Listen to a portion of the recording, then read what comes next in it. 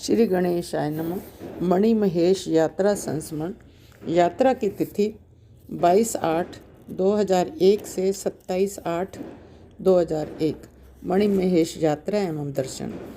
मणिमहेश उत्तर भारत का एक पवित्र तीर्थ स्थल है। एक पौराणिक कथा के अनुसार भगवान शिव कृष्ण जन्माष्टमी से राधा अष्टमी तक अपनी ससुराल हिमाचल में रहते हैं। यद्यपि यह यात्रा भी अमरनाथ यात्रा जितनी ही कठिन एवं पवित्र है, लेकिन हिमाचल प्रदेश, जम्मू कश्मीर, पंजाब और हरियाणा के कुछ हिस्सों को छोड़कर शेष भारत के लोगों को इस यात्रा की इतनी महिमा का पता नहीं है। इस वर्ष राधा अष्टमी के दिन हमें यात्रा करने का सौभाग्य प्राप्त हुआ। उस यात्रा की अविस्मरणीय यादें एवं आनंद आपके साथ बांटना चाहती हूँ। कहते हैं, मन में कोई इच्छा रखो तो शिव भगवान उसे अवश्य पूरा करते हैं। भले ही कुछ वक्त लग जाए, पर इच्छा पूरी अवश्य करते हैं। यह बात मणिमहेश यात्रा के बारे में खरी उतरती है। वर्षों से मन में इच्छा संजोए थे कि बाबा भगवान शिव हमें भी मणिमहेश दर्शनों के लिए बुला लो। इस वर्ष हम पर शंकर भगवान जी की कृपा हो ही गई। 12 वर्षों के पश्चात बड़ा स्नान एवं दर्शन का अद्भुत विशेष उत्सव पर शंकर जी ने मणिमहेश यात्रा एवं स्नान दर्शन का अवसर प्रदान कर हमें कृतकृत्य कर दिया। यह संस्मरण लिखते हुए भी मुझे रोमांच हो रहा है, तो जरा सोचिए इस यात्रा के दौरान हमने क्या नहीं पाया होगा। यात्रा का पहला पड़ाव 22 अगस्त 2001 से शुरू हुआ। यूँ तो प्रोग्राम कई बार बना बिगड़ा, साथी भी कई बार बदले तथा कम ज़्यादा होते रहे। अंत में 10 में से 5 लोग ही यात्रा पर जा पाए, शेष किसी कारणवश यात्रा में शामिल नहीं हो पाए। 22 अगस्त सन 2001 सुबह 9:40 पर आरके पुरम से चलकर बस अड्डा पहुँच दिल्ली शिमला बस से शाम 5 बजे चंडीगढ़ पहुँचे। 2 घंटे के विश्राम के बाद रात्रि भोजन के पश्चात हम 5 लोग तथा एक ड्राइवर कार द्वारा मणिमहेश की यात्रा के लिए निकले। रात भर कार में हम लोग भजन कीर्तन करते हुए आगे बढ़ते रहे।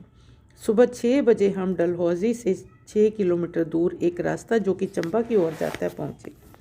वहाँ मूसलाधार वर्षा ने हमारा जोरदार स्वागत किया। बारिश में भीगते भागते आवश्यक कार्यों से निवृत्त हुए और चाय इत्यादि पीने के बाद चंबा की ओर चल पड़े।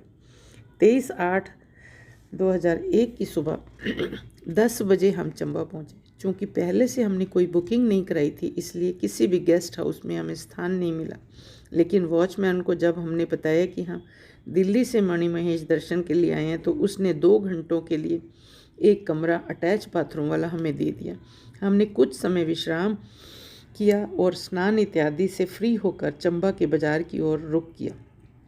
वहाँ के प्रसिद्ध मंदिर के दर्शन किए तथा चंबा के प्रसिद्ध चौगान बाग में बैठकर चंबा की खूबसूरती का आनंद लिया। चंबा में प्रकृति की निराली छटा है जो कि देखते ही बनती है। करीब 1 बजे हम चंबा से भरमौर के लिए रवाना हुए। शाम 4 बजे हम भरमौर पहुँच गए।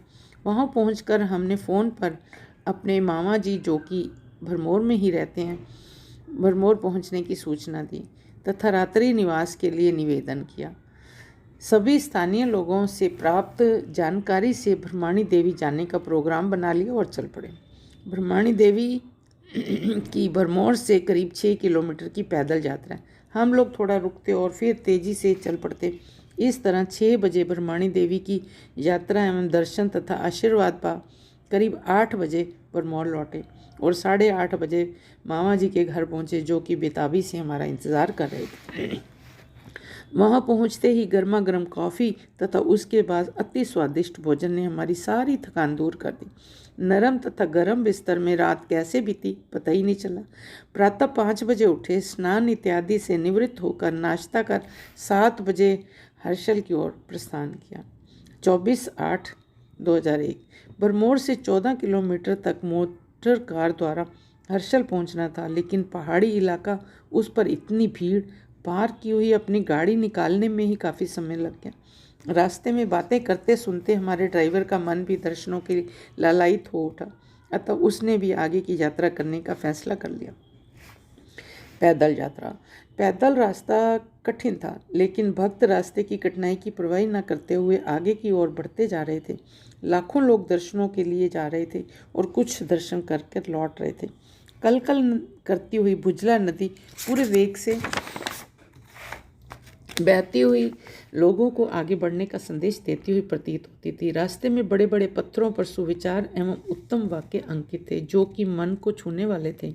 जैसे आदमी मरने के लिए जीता है और भक्त जीने के लिए मरता है।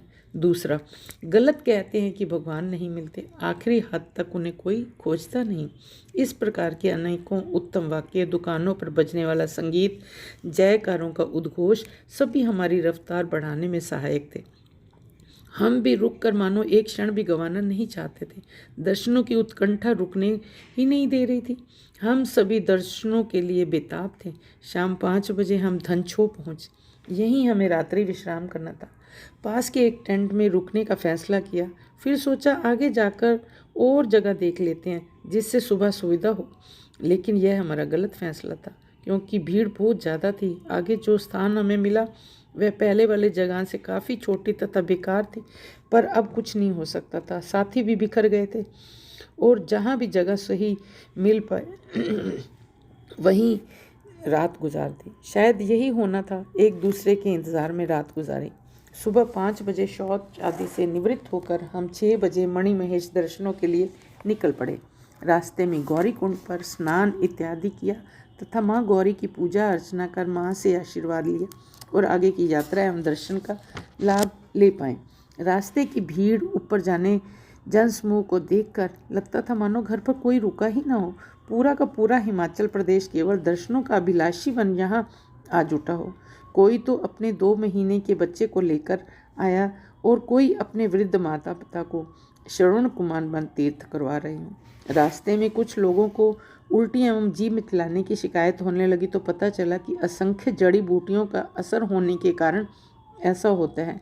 किसी जड़ी बूटी के छू जाने से या उसकी सुगंध से ऐसा होता है। धनछो तक का रास्ता ही हमें बहुत कठिन लग रहा था, पर उससे आगे का रास्ता तो और भी कठिन था। पूछने पर पता चला कि भुजला नदी ने अपना रास्ता बदल लिया, इसलिए रास्ता एकदम सीधी चढ़ाई में बदल गया है। लोगों ने बताया कि जिस तरफ अब पहाड़ी दिखाई दे रही है, पिछले वर्ष भुजला नदी का प्रवाह मार्ग था। स्थानीय लोग तो और भी कठिन रास्ते लेकिन छोटे मार्ग का प्रयोग कर रहे थे।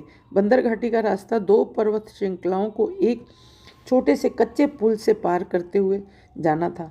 जहाँ मन में डर का एहसास होता था, वहीं मणि महेश पर लोगों की अटूट श्रद्धा के दर्शन भी होते हैं, क्योंकि लोग अपनी जान की परवाह न करके बस भोले के प्यार की मस्ती में आगे बढ़ते जा रहे थे।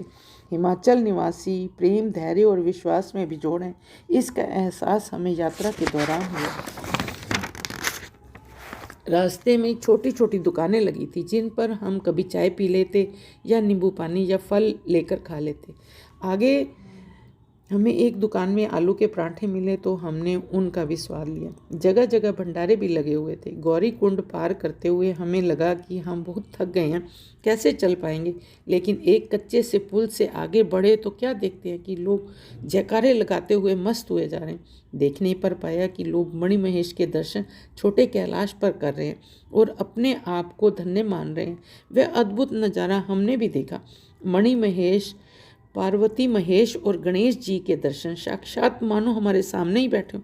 थोड़ी देर बाद धुंध का पर्दा और पुनः महेश एवं पार्वती तथा गणेश जी किसी और मुद्रा में दिखाई देते हैं। राधा अष्टमी के दिन गृहस्थ लोग स्नान एवं दर्शन कर जीवन सफल बनाते हैं। हमने रात को 2 बजे डल झील में स्नान किया, फिर मणि महेश जी के पूजा अर्चना तथा फिर एक अनजान तथा यात्रा में सहायक किसी पुरुष को भाई बनाकर उसे कुछ उपहार दिया जाता है और उसी के साथ विदा हो जाते हैं। इस सब में 1-2 घंटे लग जाते हैं और फिर अपने टेंट के पास आकर सामान इकट्ठा कर वापसी चलने की तैयारी शुरू की। भारी मन से अभी हल्का सा प्रकाश भी नहीं हुआ था, वापसी का अभियान शुरू हो गया। कहीं चाय पी, कहीं हलवे का प्रसाद लिया। भागते दौड़ते उस सर्दी से बचने की कोशिश थी जो हमें रात को परेशान कर रही थी। सबसे अच्छी बात तो यह थी कि आसमान बिल्कुल साफ था, पानी की एक भी बूंद नहीं गिरी। अन्यथा आसमान में साक्षात शिव के दर्शन ना होते और ना ही यात्रा में कोई रोमांच बचता, क्योंकि बारिश से वहाँ की परिस्थितियाँ बहुत ही विकट हो जाती हैं। हम बहुत ही भाग्यशाली थे। सभी भगवान शिव को अच्छे दर्शनों के लिए धन्यवाद दे रहे थे। उतराई में अधिक कठिनाई नहीं होती।